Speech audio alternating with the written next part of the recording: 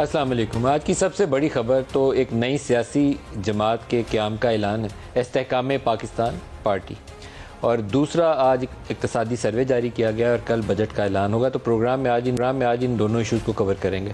پہلے تو نئی سیاسی جماعت کے حوالے سے جہانگیر ترین اور علیم خان کے ساتھ پاکستان تحریک انصاف کے فارمر ایم این ایز اور ایم پی ایز کی ایک بڑی تعداد آج لاہور میں اکٹھی ہوئی اور ایک نئی سیاسی جماعت کا اعلان کیا استحکام پاکستان پارٹی کے نام سے۔ ایسی جماعتیں پہلے بھی معرض وجود میں آتی رہیں اور عام طور پر اسٹیبلشمنٹ کی حمایت سے ہی ایسی سیاسی جماعتوں کا قیام سامنے آتا ہے۔ ماضی کے اندر ہم مثالیں دیکھ سکتے ہیں، بلوچستان کے اندر باپ پارٹی یا ایم کیو ایم کی سپلٹ ہوئی تو پاک سرزمین پارٹی، وہ بھی ایسی بنی۔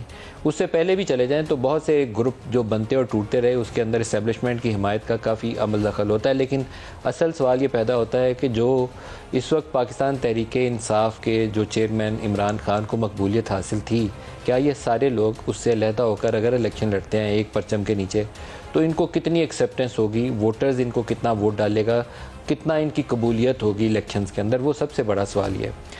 عمران خان اگر 2011 سے جب لاہور میں انہوں نے جلسہ کیا اکتوبر 2011 میں، عام طور پر تاثر یہی ہے کہ 2011 میں اسٹیبلشمنٹ نے کھلا کے پی ٹی آئی یا عمران خان کے اوپر انویسٹ کرنا شروع کیا تھا۔ بہت سارے یہ جو الیکٹیبلز ہیں یہ بھی اس کے بعد جہانگیر خان ترین سمیت اور علیم خان سمیت یہ بہت سارے لوگ جو تھے اس کے بعد پی ٹی آئی کا حصہ بنے اور اس کا ساتھ دے کے پی ٹی آئی کو عمران خان کو وزارت عظمیٰ تک پہنچایا ان لوگوں نے۔ لیکن اکتوبر 2011 میں جو پاکستان تحریک انصاف کی پوزیشن تھی وہ اس قابل یہ جماعت نہیں تھی کہ ایک صرف سیٹ جیتی تھی 2002 کے انتخابات کے اندر عمران خان نے، کہ اس سے بڑھ کر پرفارم کر پاتی۔ 2013 کے انتخابات میں اسٹیبلشمنٹ کی حمایت کا یہ فائدہ ہوا کہ قومی اسمبلی کے اندر بھی 25-30 سیٹیں مل گئیں اور کے پی کی حکومت بھی مل گئی۔ 2018 میں پاکستان تحریک انصاف کو 7-8 سال کی اسٹیبلشمنٹ کی مدد، پی ایم ایل این کے خلاف پاناما کا کیس، دھرنا، سو مینی ادر ایشوز، فیض آباد کا دھرنا، 2014 کا ڈی چوک کا دھرنا، پارلیمان کے اوپر دھاوا، پی ٹی وی اسٹیشن کے اوپر دھاوا، اس کے باوجود، یہ سارا کچھ ہونے کے باوجود پاکستان تحریک انصاف 2018 میں اس پوزیشن میں نہیں تھی کہ پنجاب اسمبلی کے اندر یا مرکز کے اندر اپنے سمپل میجورٹی کے ساتھ حکومت بنا پاتی۔ یہ ریالٹی تھی تحریک انصاف کی۔ اس کے لیے دوبارہ اسٹیبلشمنٹ کو جو انڈیپینڈنٹس تھے ان کو توڑ کے جہانگیر ترین کے جہاز میں بھر کے بنی گالا پہنچانا پڑا تاکہ پنجاب کے اندر بھی ان کی حکومت بن جائے اور مرکز کے اندر بھی ان کی حکومت بن جائے۔ اس کے اندر پاکستان مسلم لیگ نواز کی بہت ہی کمزور جو سیاست تھی اس کا بھی دخل تھا۔ الیکشن انہوں نے ٹھیک لڑا، نواز شریف نے واپس آ کر اور مریم نے آ کے جیل جا کے اپنے انتخابات میں جان ڈالی، ان کے لوگ کھڑے ہوئے اور سیٹیں جیتی انہوں نے۔ جو وہ 35 پنکچر کی کہانی 2013 میں تھی، 18 میں بھی ووٹ ریجیکٹڈ والی ایک سائنس ہے، ہمارے کچھ لوگ اسٹیبلشمنٹ کو اس فارمولا کو بڑے اچھے سے امپلیمنٹ کرتے ہیں۔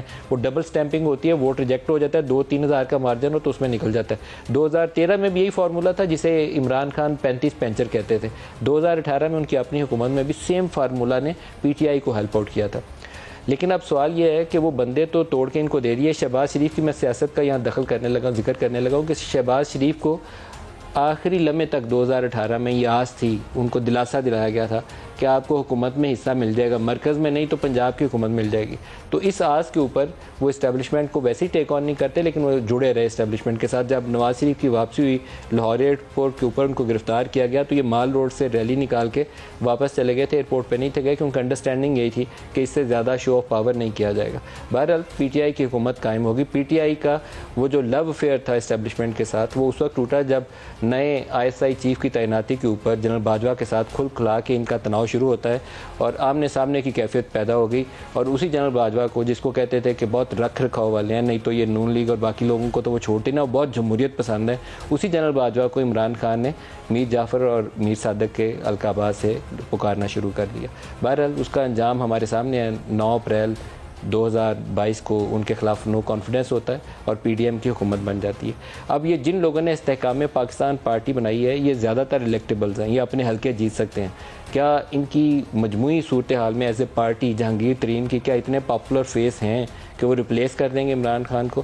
میرا خیال تو اس میں نفی ہے، اور یہی پوزیشن باقی لوگوں کے لیے ہے۔ وہ اپنے حلقوں میں تگڑے ہوں گے مضبوط ووٹ بینک ان کا اپنی کانسٹیٹوئنسی کے اندر موجود ہوگا, اچھے منتظم بھی ہوں گے, لیکن اوور آل پارٹی کے طور پر اگر نیشنل لیول کے اوپر ان کی پرفارمنس ہے تو اس کے اندر شاید انہیں ابھی بہت زیادہ اور لوگوں کی ضرورت پڑے, کے پی کے اندر ہو سکتا ہے, سندھ کے اندر, اور ہو سکتا ہے بلوچستان کے اندر, جس سے کچھ سائزیبل نمبر ان کا قومی اسمبلی میں بن جائے, اور اسی طریقے سے پنجاب اسمبلی کے اندر بھی بن جائے, جس سے وہ کسی ایک اور پارٹی کو ساتھ ملا کے کولیشن گورنمنٹ بنا سکیں. ادروائز اپنے بلبوتے کے اوپر وہ پی ٹی آئی کو شاید ریپلیس نہ کر پائیں. پی ٹی آئی کے اندر تقسیم ہو چکی ہے. پی ٹی آئی اب کھل کے ایٹ لیسٹ 3 حصوں میں یا 3.5 حصوں میں کہہ لیجیے تقسیم ہوگی, بٹے گی اتنے حصوں میں, تو پھر پی ٹی آئی کی ایک شکل سامنے آئے گی. موجودہ پی ٹی آئی اس شکل میں برقرار نہیں رہ پائے گی. عمران خان جتنے بھی پاپولر ہوں گے ان کے نیچے سے پارٹی کھسک چکی ہے, اور جب وہ انتخابی عمل میں اتریں گے, ابھی یہ بھی یقین نہیں ہے انہیں اور ان کی جماعت میں جو باقی لوگ رہ گئے ہیں کہ کیا عمران خان تب تک اہلیت کے حامل ہوں گے یا نااہل ہو چکے ہوں گے, جیسے گزشتہ انتخابات میں نواز شریف کو نااہل کیا گیا تھا. جہانگیر ترین بھی اسی نااہلی 621F کے نیچے وہ بھی لائف ٹائم ڈسکوالیفیکیشن فیس کر رہے ہیں, اس لیے وہ پارٹی کے چیئرمین یا پریزیڈنٹ فی الحال نہیں بن سکتے. ممکنہ طور پر علیم خان یا کسی اور کے پارٹی کا وہ ہیڈ انہیں بنانا پڑے گا, چیئرمین یا صدر جو بھی وہ ٹائٹل رکھیں گے. تو عمران خان کا اپنا مستقبل اس کے اوپر ابھی سوالیہ نشان ہے. اگر 9 مئی کے جو کل کا بیان تھا ISPR کا اس کو ہم سامنے رکھیں تو لگتا یہ ہے کہ نرمی نہیں کسی کے ساتھ بھی ہونے والی, بڑا سختی کے ساتھ قانون کے ایک دائرہ کار کے اندر سب لوگوں کو ایک سزا کے عمل سے گزرنا پڑے گا, اور وہ ڈنڈا جو ہے وہ کئی اور لوگوں کے سر پر ابھی پڑ سکتا ہے. اس لیے ابھی پی ٹی آئی جو موجودہ ہے اس کا مستقبل ابھی تاریک نظر آتا ہے, کھلا روشن مستقبل نہیں ہے اس کے سامنے. اور اسی طریقے سے یہ جو نئی سیاسی جماعت ہے اس کا اپنا فیوچر آنے والے دن طے کریں گے کہ کتنے اور لوگ اس کے اندر شامل ہوتے ہیں, کیا یہ جیل ٹوگیدر کرتے ہیں, یا جیسے پی ٹی آئی کے اندر شاہ محمود, اسد عمر اور جہانگیر ترین ان کی آپس کی لڑائی نے کہیں پہنچنے نہیں تھا دیا, وہی صورتحال اس پارٹی کے اندر بھی ہو. یہ ابھی کچھ سوالات ہیں. دوسرا حصہ اکانومی کے اوپر ہے جس میں چاہوں گا پروگرام کا آغاز کریں, کیونکہ جتنی بدترین پرفارمنس پچھلے 1 سال پاکستان کی اکانومی نے دکھائی ہے, پچھلے ایٹ لیسٹ 3 دہائیوں کے اندر مجھے کوئی 1 سال یاد نہیں پڑتا. 98 کے نیوکلیئر ٹیسٹ کے بعد بھی ہم نے اس سے بہتر پرفارم کیا تھا, اور کرونا کے دنوں میں بھی ہم نے اس سے بہتر پرفارم کیا تھا. لیکن یہ دونوں سال ایسے تھے جب ہمیں انٹرنیشنل اسسٹنس کسی نہ کسی شکل میں ملنی شروع ہو گئی تھی. 98 کے نیوکلیئر ٹیسٹ کے بعد پابندیاں لگی تھیں, لیکن سعودی عرب نے بڑی فراخ دلی کے ساتھ ہمیں ادھار تیل دے دیا, جس سے ہم اس مشکل سے نکل گئے. کرونا کے دنوں میں کرونا نے مشکلات جہاں پیدا کی تھیں, لیکن ایکسٹرنل فائنانسنگ اور ڈیٹ ریشیڈیولنگ نے اتنی سپیس پیدا کر دی تھی کہ 2-3 سال مزے کے ساتھ پی ٹی آئی کی حکومت کو مل گئے, جس میں اپنی تمام نالائکیوں کے باوجود وہ 6% گروتھ دکھانے میں کامیاب ہو گئے. آؤٹ گوئنگ فسکل ایئر کے اندر یہ جو 30 جون کو ختم ہو رہا ہے, جو ایک چیز پیچھے رہ گئی جس نے پوری اکانومی کا بیڑا غرق کر دیا, ایک تو وہ مینجمنٹ کے سکلز ہوتے ہیں, آپ کی پالیسیز ہوتی ہیں, وہ آپ کہہ لیجیے, پولیٹیکل انسٹیبلٹی بھی اس میں کہہ لیجیے, لیکن ڈالرز کا نہ آنا وہ سب سے بڑا خلا تھا جس نے پاکستان کی اکانومی کو ہلا کے رکھ دیا. اور جتنا ایکسچینج ریٹ گرتا گیا اتنا ہم مشکل میں پھنستے گئے. اس وقت صورتحال یہ ہے کہ جتنا ہم ٹیکس ریونیو اگلے مالی سال میں اکٹھا کریں گے, اگر 9,000 ارب ہم ٹیکس اکٹھا کرتے ہیں تو اس میں سے 7,300 ارب صرف انٹرسٹ پیمنٹس میں چلا جائے گا. تو پیچھے ڈیفنس کے اخراجات پورے کرنے کے لیے بھی پیسے نہیں ہیں, باقی سب کچھ ہم نے ادھار پہ چلانا ہے. تو پروگرام کے پہلے حصے میں ہمیں جوائن کر رہے ہیں ڈاکٹر حفیظ پاشا, پاکستان کے خزانہ. ڈاکٹر پاشا صاحب بہت شکریہ, آپ ہمارے ساتھ شامل ہو رہے ہیں. سر, اقتصادی سروے آج جاری ہوا ہے, تو آپ بہت اچھی آپ کی ایکسپرٹیز ہیں جی ڈی پی کے نمبرز کو کیلکولیٹ کرنے میں. بہت سارے ناقدین کا خیال یہ ہے کہ یہ 0.29% جو گروتھ دکھائی گئی ہے یہ بھی انفلیٹڈ نمبر ہے, اصل میں یہ -1% یا 1.5% مائنس میں ہے. آپ کی کیا رائے؟ بسم اللہ الرحمن الرحیم. بات دراصل یہ ہے کہ آج ہمارے فائنانس منسٹر صاحب نے خود یہ کہا کہ صرف سیلاب کی وجہ سے پاکستان کی جی ڈی پی کو $15 ارب کا نقصان ہوا ہے. اگر ایسا نقصان ہے, یقیناً آپ کے زرعی شعبے میں اور آپ کے صنعتی شعبے میں, خاص طور پہ امپورٹ کی ریسٹرکشنز جو آئیں بعد میں, تو $15 ارب خود 4% بنتا ہے آپ کے جی ڈی پی کا, تو آپ کا تو -4% ایسے ہی ہو گیا. ہم نے اس پہ بہت کام کیا ہے اور ہم نے ہر ایک سیکٹر کو دیکھا ہے. ہمارا اندازہ یہ ہے کہ اس سال گزرنے والا ہے, اس میں جو شرح نمو ہے وہ منفی تقریباً 3% ہے, اور اس کے بہت سے وجوہات ہیں. ایک تو میں نے آپ کو ابھی بتا دیا, سیلاب کا نقصان. دوسری طرف آپ یہ دیکھیے کہ حیرت انگیز کمی آئی ہے آپ کے انویسٹمنٹ میں, آپ کے ڈیولپمنٹ سپینڈنگ میں, اور آپ کے ایکسپورٹس میں، تو اس کے نتیجے میں بھی اکانومی شرنک ہو گئی ہے. تو اس لیے یہ کہنا کہ یہ ابھی بھی پازیٹیو ہے یہ ذرا نامناسب ہے. البتہ یہ پریلیمنری ایسٹیمیٹ ہے، اب دیکھنا کہ اگلے سال جب ریوائزڈ ایسٹیمیٹ آئے گا تو کیا وہ مناسب ایڈجسٹمنٹ کریں گے یا نہیں. سر آپ کہتے ہیں کہ -3% گروتھ بنتی ہے، تو اگر -3% گروتھ ہو اور باقی فسکل سائڈ کی میں سچویشن سامنے رکھوں 38%، 38% انفلیشن کو سامنے رکھوں، تو اس کا مطلب تو یہ ہے کہ پاکستان کی آبادی کا تقریباً آدھا حصہ تو اس وقت پاورٹی لائن یا اس کے دائیں بائیں اس وقت اراؤنڈ پاورٹی لائن اس وقت ہوگا. جی آپ بالکل ٹھیک کہہ رہے ہیں. اس کی سب سے بڑی وجہ یہ ہے کہ غربت میں سب سے تیزی سے اضافہ اس وقت ہوتا ہے جب کھانے پینے کے اشیاء کی قیمتیں بہت تیزی سے بڑھ جاتی ہیں. تو اس میں جو بیسک نیوٹریشن لیول میٹ کرنے کے لیے، جسے ہم پاورٹی لائن کہتے ہیں، بہت مشکلات لوگوں کو ہو جاتے ہیں. اور ہم نے اس پہ جو ریسرچ کیا ہے، اس وقت ہمارا اندازہ یہ ہے، مجھے بہت افسوس سے کہنا پڑ رہا ہے کہ پاکستان کے اس وقت 10 کروڑ لوگ غریب ہو چکے ہیں اور غربت کے لکیر کے نیچے بیچارے جا چکے ہیں.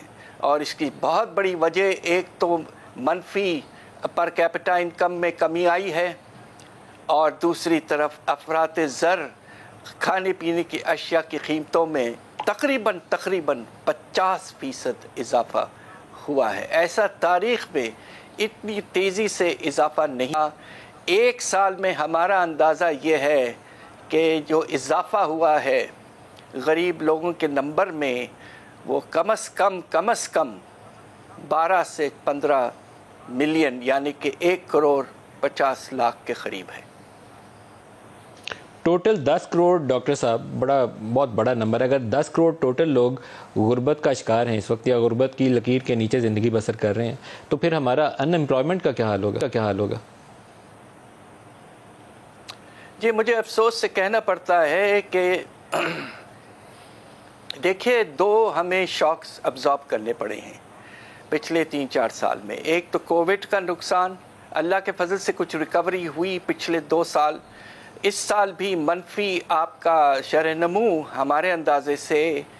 تو مجھے یہ کہتے ہوئے بھی اتنا افسوس ہو رہا ہے کہ ہم نے جو ایسٹیمیشن کی ہے کہ پاکستان میں اس وقت جو ان امپلائمنٹ کا لیول ہے وہ تاریخ کا سب سے بلند لیول ہے، اور وہ تقریباً 11% تک پہنچ چکا ہے، جبکہ کووڈ سے پہلے یہ کوئی 7% سے کچھ کم تھا. تو آج جو دیکھیے کہ غربت پیک پہ ہے، ان امپلائمنٹ پیک پہ ہے. اب ہمیں یہ دیکھنا ہے کہ ہماری جو حکومت ہے اپنے بجٹ میں کس طرح کے اقدامات لاتی ہے to provide relief to the poor. Sir یہ تو بہت ہی ایک نائٹ میئر سیناریو ہے کہ آپ کا 50% فوڈ انفلیشن ہے، آپ کی جو ان امپلائمنٹ ریٹ 11% کے اوپر ہے، آپ کا -3% G D P growth rate ہے، لارج اسکیل مینوفیکچرنگ بھی نیگیٹو کے اندر ہے. اور ایسے کے اندر آپ کو بجٹ بنانا ہے، اور بجٹ بھی بنانا ہے آپ نے کہ 9,000 ارب آپ نے اگر ٹیکس اکٹھا کرنا ہے تو 7,300 صرف آپ نے انٹرسٹ پیمنٹس میں دے دینا ہے. تو بجٹ بنے گا کیسے سر؟ یہ آپ کا بڑا اہم سوال ہے. دیکھیے 9,000 ارب حاصل کرنے کے لیے آپ کو اس سال کے ریونیو کے برعکس تقریباً 30% اضافہ کرنا پڑے گا. یہ 30% اضافہ غیر ممکن اس لیے ہے کہ آپ کو آنے والے سال سختی سے درآمدات کو کنٹرول جو ہے اسے جاری رکھنا پڑے گا. اور اگر آپ کا امپورٹ لیول نہیں بڑھتا ہے، اس وقت پاکستان کے 46% ٹیکس ریونیو کا تعلق درآمدات کے لیول سے ہے، تو 30% حاصل کرنے کی کوشش اسی وقت ہو سکتی ہے کہ جب درآمدات میں اضافہ ہوتا رہے. تو اس لیے شاید ہمارے پاس کوئی آپشن نہیں ہوگا کہ روپے کی قدر کو تیزی سے گراتے جائیں اگرچہ امپورٹ کی والیوم میں اضافہ نہ ہو. اگر ایسا نہیں ہوتا ہے تو 30% ریونیوز میں اضافہ with all due respects to the government تقریباً ناممکن ہے. سر بہت سارے لوگوں کا خیال یہ ہے کہ ریئل اسٹیٹ سیکٹر کو پراپر ڈاکومنٹیشن میں اگر لایا جائے اور ریٹیل ٹریڈ کو اگر ڈاکومنٹیشن میں لایا جائے تو اچھا خاصا پوٹینشیل ہے. آپ نے اس کے اوپر یقیناً کوئی نظر ڈالی ہوگی, جائزہ لیا ہوگا کہ کیا ریئل اسٹیٹ سیکٹر فلی ڈاکومنٹیشن میں اگر چلا جاتا ہے اور ٹیکس لگایا جاتا ہے تو کیا اس میں گنجائش ہے؟ ابھی تو بلیک منی ساری پارک ہوتی ہے پلاٹوں کے اندر جا کے. یہ آپ نے بہت مناسب سوال کیا ہے. 3 شعبے ہیں پاکستان کے جو بے پناہ انڈر ٹیکسڈ ہیں. سب سے پہلے آپ کا پراپرٹی اونرز اور ریئل اسٹیٹ, دوسری طرف آپ کا wholesale and retail trade, اور تیسری طرف ملک کے جو بڑی زمیندار ہیں. آپ کو سن کے حیرت ہوگی کہ اس وقت پاکستان کے 1% بڑے کسان جو ہیں ان کے ہاتھ میں 22% زمین ہے, اور ان کی نیٹ آمدنی ہمارے ایسٹیمیٹ کے لحاظ سے 1800 ارب ہے, اور پورا انکم ٹیکس جو ہے ایگریکلچر پہ پاکستان بھر میں صرف 4 ارب ہے. لہٰذا اگر آپ پراپرٹیز اور آپ ہول سیل ریٹیل ٹریڈ اور ایگریکلچر کے جو بڑے کسان ہیں ان پر مناسب براڈ بیسنگ کریں, ٹیکس کے نظام کو پھیلائیں اور ڈاکیومنٹیشن کی آپ کوشش کریں, تو ہمارا اندازہ یہ ہے کہ کم از کم 1000 ارب تک آپ ریونیوز بڑھا سکتے ہیں. کیا آپ مجھے ریئل اسٹیٹ اور ریٹیل ٹریڈ کے حوالے سے کچھ اعداد و شمار بتا سکتے ہیں کہ کتنا ریئل اسٹیٹ سے پوٹینشیل ہے, کتنا ریٹیل ٹریڈ اور ہول سیل ٹریڈ سے ہے, اور کتنا ایگریکلچر سے, تینوں کو علیحدہ کر کے؟ میں بتاتا ہوں آپ کو. پراپرٹیز پہ دیکھیے بے شمار ٹیکسز ہیں. ایک تو رینٹل انکم ٹیکس ہے فیڈرل لیول پر, پھر اربن اموویبل پراپرٹی ٹیکس ہے جو پروونشل لیول پہ ہے, پھر ایک کیپٹل گینز ٹیکس ہے فیڈرل لیول پر, اور پھر ایک کیپٹل ویلیو ٹیکس ہے پروونشل لیول پر. یہ 4 بڑے ٹیکسز ہیں, اس کے ساتھ سٹیمپ ڈیوٹی وغیرہ بھی ہیں. آپ کو میں ایک ایگزامپل دے دیتا ہوں اس میں سے. اربن اموویبل پراپرٹی ٹیکس جو بڑے گھروں پہ لگنا چاہیے, پورے پاکستان سے ہم نے ایسٹیمیٹ کیا ہے کہ اس سے 240 ارب کم از کم ریونیو ہونی چاہیے. ہے اس وقت پورے ملک سے 26 کروڑ, اور آپ کو حیرت ہوگی سن کے کہ کراچی جیسا بڑا شہر وہاں سے صرف 6 ارب اٹھاتے ہیں یہ پراپرٹی ٹیکس. اس لیے تو کراچی کے حال خراب ہو گیا ہے, ان کے پاس ریونیو نہیں ہے حالات ٹھیک کرنے کے لیے. تو آل اینڈ آل میرا اندازہ یہ ہے کہ اگر مناسب پراپرٹی بیسڈ آپ 4 ٹیکسز وغیرہ کو ڈیولپ کریں تو انشاءاللہ ایڈیشنل ریونیوز 350 سے 400 ارب ہو سکتے ہیں.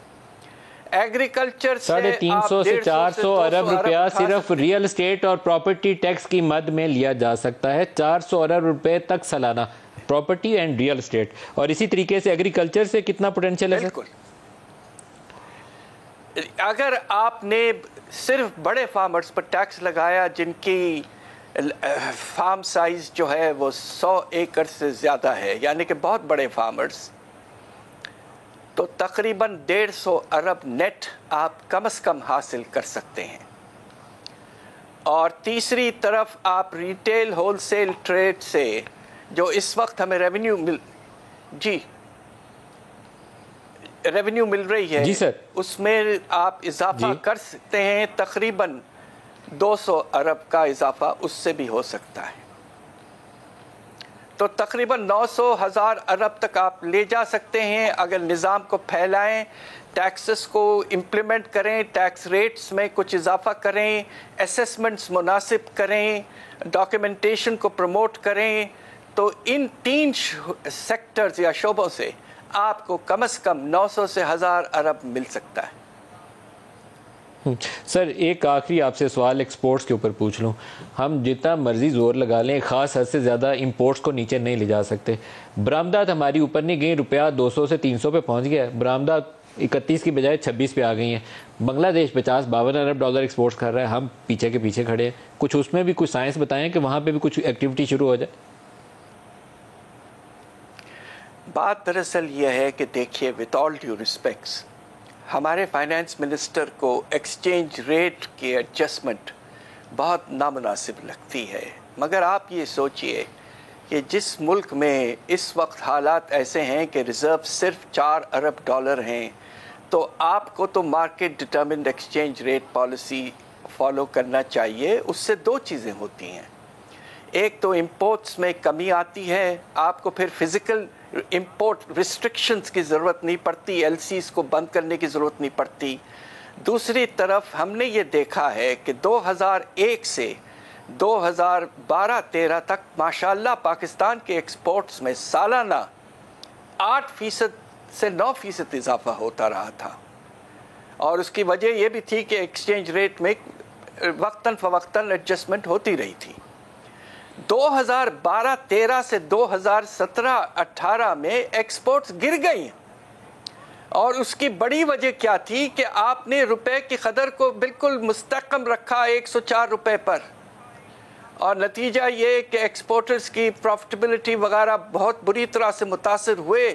اور آپ کا جب 2017-18 آخری سال ختم ہوا ہے, تاریخ کا سب سے بلند ڈیفیسٹ رہا. اب آپ کو یہ کرنا ہے کہ let the exchange rate be market determined.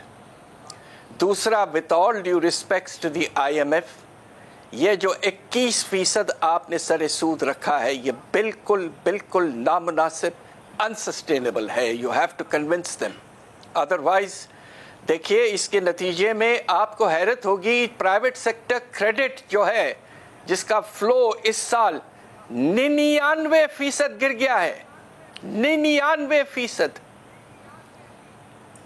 Investment جب تک نہیں ہوگی, اللہ کے فضل سے کووڈ کے بعد ہمارے ٹیکسٹائل سیکٹر میں انویسٹمنٹ ہوئی, مگر آج وہ استعمال نہیں ہو رہی ہے. Interest rates have to be brought down. We have to use the exchange rate, not the interest rate. یہ ایک fundamental point ہے. I hope the government realizes it, and we have to provide an opportunity for our exporters to move forward by giving them some additional profitability. یہ آپ کا جو 21% policy rate کے اوپر comment ہے, میں اس سے ٹوٹلی کنونسڈ ہوں. اس نے پوری اکانومی کا بیڑا غرق کر دیا, بجٹ کا بیڑا غرق کر دیا. جتنا ٹیکس اکٹھا ہوتا ہے سارا بینکوں کو چلا جاتا ہے, بینک پیسے کما رہے ہیں. بریک قریب آ گیا. ڈاکٹر حفیظ پاشا صاحب, سابق وزیر خزانہ, بہت شکریہ, آپ ہمارے ساتھ ایک لے لیں جی, ہمارے ساتھ رہیے گا. Welcome back. فردوس عاشق اعوان صاحبہ ہمارے ساتھ شامل ہو رہی ہیں, استحکام پاکستان پارٹی. فردوس بی بی, آپ کو خوش آمدید بھی کہتا ہوں.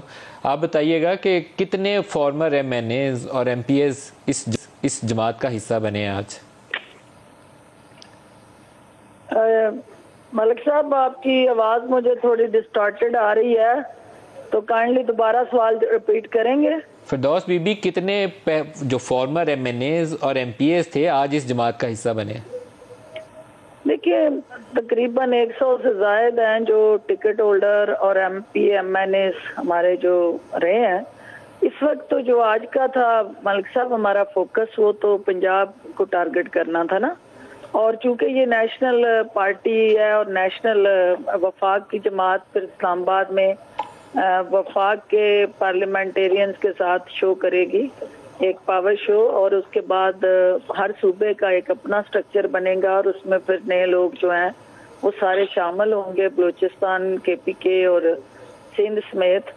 تو بیسیکلی تو اس جماعت کے اندر جو آپ نے دیکھا کہ جو خان صاحب کے متاثرین تھے ان کی تعداد زیادہ تھی, اور وہ متاثرین جو ہیں وہ الٹیمیٹلی جس نئے پاکستان کے لیے اس جماعت میں گئے تھے, وہاں نئے پاکستان کی تلاش کرتے کرتے وہ جو پرانا پاکستان تھا وہ بھی داغدار ہو گیا. اچھا فردوس بی بی, جو آپ نے متاثرین کی ٹرم استعمال کی ہے, متاثرین میں جہانگیر ترین بھی ہے, علیم خان بھی ہے, فردوس عاشق اعوان بھی ہے, اینڈ مینی ادرس. لیکن اس وقت سوال یہ ہے کہ کیا عمران خان کی جو PTI ہے اس کے سربراہ عمران خان ہی رہیں گے الیکشن کے وقت, یا وہ نااہل ہو جائیں گے؟ شاید اس سے بہت زیادہ فرق پڑے گا کہ آپ کی جماعت کیسے پرفارم کرتی ہے. آپ کو کیا لگتا ہے کہ آپ کا جس سے مقابلہ ہونے جا رہا ہے وہ تحریک انصاف ہے یا کوئی اور؟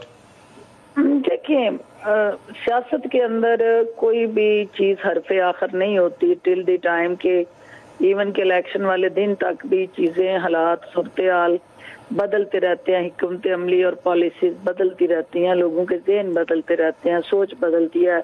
آپ سارے کمپین میں جلسے کر رہے ہوتے ہیں اور آپ کے جلسے جو ہوتے ہیں وہ ٹاپ ٹرینڈ ہوتے ہیں اور اسی پولنگ سے آپ الیکشن ہار جاتے ہیں. لوگوں کے ذہن بدلنے میں کوئی ٹائم نہیں لگتا، لیکن اٹس ٹو ارلی ٹو سے اینی تھنگ. لیکن جو پی ٹی آئی کے حوالے سے میں یہ کہہ سکتی ہوں کہ چونکہ خان صاحب نے اپنی جماعت کو اس نہج پہ پہنچا دیا ہے اور یہ میں کلہ ہی کافی والا جو نعرہ تھا اس نے واقعی انہیں کلہ ہی کر دیا ہے. اور ٹیم ورک پہ چونکہ جب بلیف نہ ہو اور فوکس آپ کا جو ہے وہ آپ کی کاز سے زیادہ آپ کی ذات ہو جائے تو پھر اس طرح کے چیلنجز سے آپ کی جماعتیں بھی گزرتی ہیں، پھر وہ افراد بھی گزرتے ہیں اور الٹیمیٹلی پھر وہ تاریخ جو ہے وہ ایک اپنا رول ادا کرتی ہے. اچھا فردوس بی بی، بعض لوگ وہاں لگتا تھا کہ آج پکڑ کے لائے گئے ہیں، معذرت چاہتا ہوں یہ بولتے ہوئے، لیکن فواد چودھری مجھے بہت پریشانی کے عالم میں لگے. وہ پوری پریس کانفرنس کے دوران میں وہ سر سے یوں انہوں نے جھکائے رکھا اور اوپر ہاتھ رکھے رکھا. مجھے سمجھ نہیں آئی وجہ اس کی، بہرحال آپ ایکسپلین کر سکتی ہیں.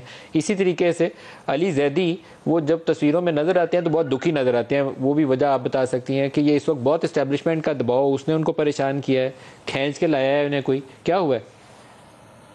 دیکھیں یہ تو بہتر انداز میں جواب وہ دے سکتے ہیں، لیکن میں صرف اتنا کہہ سکتی ہوں کہ یہ جو آپ کہہ رہے ہیں یہ حقائق نہیں ہے، کیونکہ فواد چودھری صاحب جہانگیر ترین صاحب کے آفس میں مل کے گئے، وہ کل علیم خان صاحب کے کھانے میں موجود تھے اور آج بھی وہ یہاں اپنی مرضی سے آئے، لیکن میں نے نہیں دیکھا کہ وہ پریشان تھے یا کسی وجہ سے وہ پراپرلی سب اس وقت کے ان حالات کے ساتھ ایڈجسٹ نہیں کر پا رہے تھے یا I can't comment on that. لیکن علی زیدی صاحب بھی رات کے کھانے میں موجود تھے اور اس کے بعد بھی کافی دیر تک ہماری گپ شپ ہوتی رہی اور ہی واز ویری کمفرٹیبل. اور آپ آنے والے وقت میں دیکھیں گے کہ ان سب کی سپورٹ سے ہماری جماعت جو آگے بڑھے گی.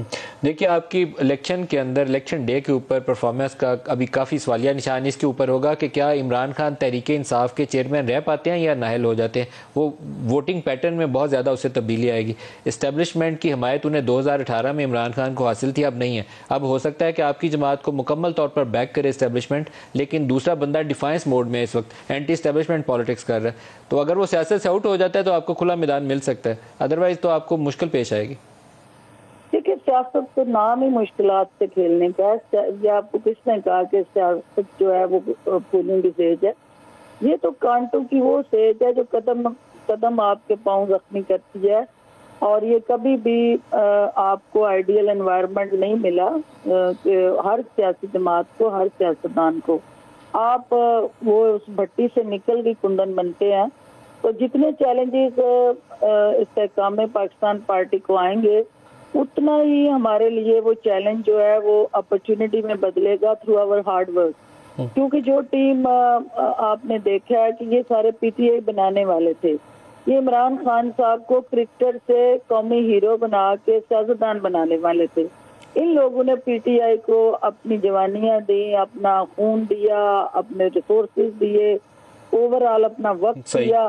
اور اگر یہ لوگ پی ٹی آئی کے ساتھ مخلص ہو کے اس کو اس مقام تک لے جا سکتے ہیں تو استحکام پاکستان پارٹی جو ہے، کیونکہ وہ اسی ویژن کو، جو ان کے ادھورے خواب تھے، جو ان کے خواب بکھر گئے، جن خوابوں کو تعبیر نہ مل سکی، وہ استحکام پاکستان پارٹی جو ہے انشاءاللہ وہ ایک ہراول دستہ بنے گی. اور پاکستان فردوس بی بی بہت شکریہ، آپ نے ہمیں جوائن کیا. ایک بریک قریب پروگرام میں دوبارہ خوش آمدید کہتے ہیں. ہم بات کر رہے ہیں جناب استحکام پاکستان پارٹی کے حوالے سے.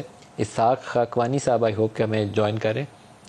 اسحاق خاقوانی صاحب ہمیں جوائن کرتے ہیں، لیکن اس سے پہلے علیم خان نے اور جہانگیر ترین نے آج بات کی. علیم خان صاحب نے کیا بولا پہلے وہ دکھا لیں. آج ہم سب نے مل کے فیصلہ کیا ہے کہ ہم جہانگیر خان ترین صاحب کی سربراہی میں ہم سب ایک مشترکہ پلیٹ فارم پہ اکٹھے ہوں گے اور انشاءاللہ تعالی پاکستان کی ترقی میں، خوشحالی میں اپنا کردار ادا کریں گے۔ ایک ایسا مستحکم پاکستان بنانا ہے جس میں ملک کی عوام، عدلیہ اور اسٹیبلشمنٹ ایک ہی پیج پر ہوں۔ پاکستان کو انتشار سے دور کرنا ہے۔ یہ انتشار پاکستان کو کھوکھلا کر رہا ہے اور ہم نے اس انتشار کو ختم کرنا ہے۔ جہانگیر ترین صاحب کا بھی سٹیٹمنٹ سنوا دیں۔ آج ایک نئی سیاسی پارٹی استحکام پاکستان پارٹی کی بنیاد رکھنے آئے ہیں۔ آج اس جگہ پر موجود تمام لوگ یہ چاہتے ہیں کہ پاکستان کو ترقی کے راستے پر گامزن کیا جائے۔ آنے والے دنوں میں ہماری جماعت میں اور بھی لوگ شامل ہوں گے۔ ہم آنے والے دنوں میں اپنا اصلاحاتی ایجنڈا منظر عام پر لائیں گے۔ میں پر امید ہوں کہ آنے والے الیکشن میں ہم بہتر سے بہترین نتائج حاصل کریں گے۔ پاکستان کو آج ایک ایسی قیادت کی ضرورت ہے جو سیاسی اور سماجی تقسیم کو ختم کرے۔ جی، جو اس وقت کی پوزیشن ہے قومی اسمبلی اور صوبائی اسمبلیوں کی اگر آپ سامنے رکھیں تو تقریباً کم و بیش 1100 کے قریب بنتی ہے ایم این ایز اور ایم پی ایز کی تعداد پاکستان کے چاروں صوبائی اسمبلیوں کی بھی اور قومی اسمبلی کی ملا کے 100 کے قریب ابھی ہمیں بتایا ہے فردوس عاشق اعوان صاحبہ نے کہ 100 کے قریب ایم این ایز، ایم پی ایز اور ٹکٹ ہولڈرز نے ان کی جماعت میں شمولیت اختیار کی ہے۔ تو اس کے ساتھ نتائج کتنے آئیں گے اور پنجاب اور قومی کے اندر یہ کتنا اثر انداز ہو سکیں گے؟ لیس دین 10% بنتی ہے جو نیشنل لیول پہ ہمارے ایم پی ایز کی تعداد بنتی ہے یا ایم این ایز کی تعداد بنتی ہے۔ تو یہ ایک چیلنج ہے، اور کیا پینیٹریشن انہیں ملے گی، ایکسیپٹنس ملے گی، قبولیت ملے گی استحکام پاکستان جماعت کو؟ جہاں ایک طرف کسی زمانے کے اندر نون لیگ اپنا کلیم کرتی تھی کہ ہمارا یہ گڑھ ہے پنجاب سے وہ جیتے تھے تو حکومت بناتے تھے، پھر اب تحریک انصاف نے ان کے اسی گڑھ کے اندر اتنا گہرا ڈینٹ ڈالا کہ یہ جو لاسٹ ٹائم 25 صوبائی اسمبلی کی بائی الیکشنز ہوئے تھے اس میں تحریک انصاف کو بڑے پیمانے پہ کامیابی حاصل ہوئی۔ گو کہ وہ نشستیں M P as PTI نے ہی خالی کی تھی، لیکن جس ماحول کے اندر انتخابات ہو رہے تھے میٹر یہ کرتا تھا کہ پی ایم ایل این اس کو اچھے سے پرفارم کر پاتی ہے کہ نہیں پرفارم کر پاتی۔